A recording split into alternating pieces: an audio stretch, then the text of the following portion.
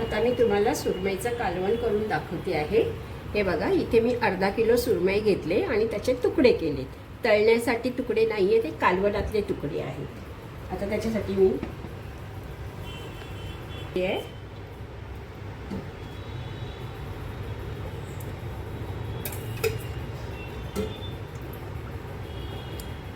वाटून घेतले आहे। हे एक स्पेशल मी हे केलेलं, इथे छोटा बारीक कांदा, धने थोडे आणि कोथिंबीर। इकडे मी अद्रक लसूणची पेस्ट आणि ह्यात पण मी कोथिंबीर घेतली आहे। आणि हे वाटण मी पूर्ण खोबरं खवणून घेतलंय आणि वाटून घेतलंय मिक्सरमध्ये। आता मी ह्याच्यामध्ये थोडा कढीपत्ता टाकते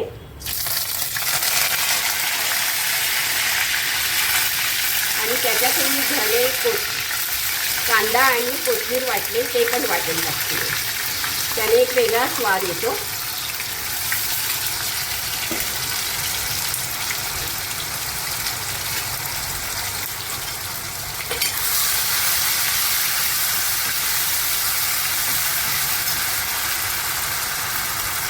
आता मी हे 2 चमचे टाकणार आहे।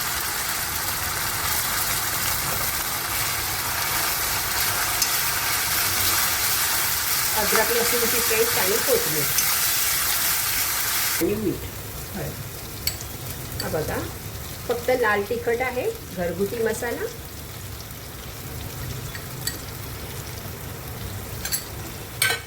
त्यातच थोडी हळद, बाकी काही नाही।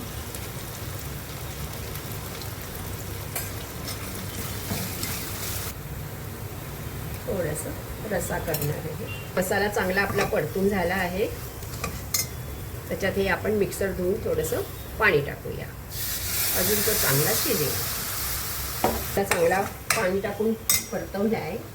त्यातच मी हे ओल्या नारळाचा मसाला टाकते, त्यालाही चांगलं परतून घ्यायचं आहे। आता ह्यामध्ये मी कोकम टाकते, मीठ टाकलेलंच आहे। आता ह्याच्यामध्ये मी गरम पाणी करून घेतले, ते सोडूया।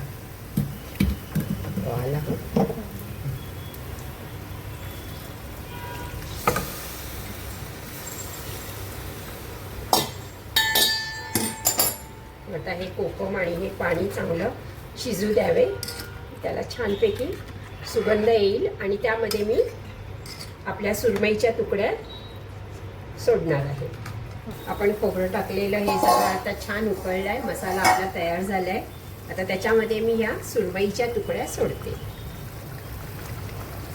अलगद सोडायच्या आणि परत त्यांना उकळी आणू द्यायची। तेव्हा त्यांना सुद्धा पाणी सुटेल, थोडं झाकून ठेवूया। हे बघा, आपलं छान सुरमईचं कालवण झालेलं आहे, छान तरी आलेली आहे आणि खावेसं वाटतं। हे तुम्ही भाताबरोबर किंवा तांदळाच्या भाकरीबरोबर सुद्धा हे तुम्ही खाऊ शकता। तुम्हाला आवडल्यास लाईक, शेअर, सबस्क्राईब नक्की करा। धन्यवाद।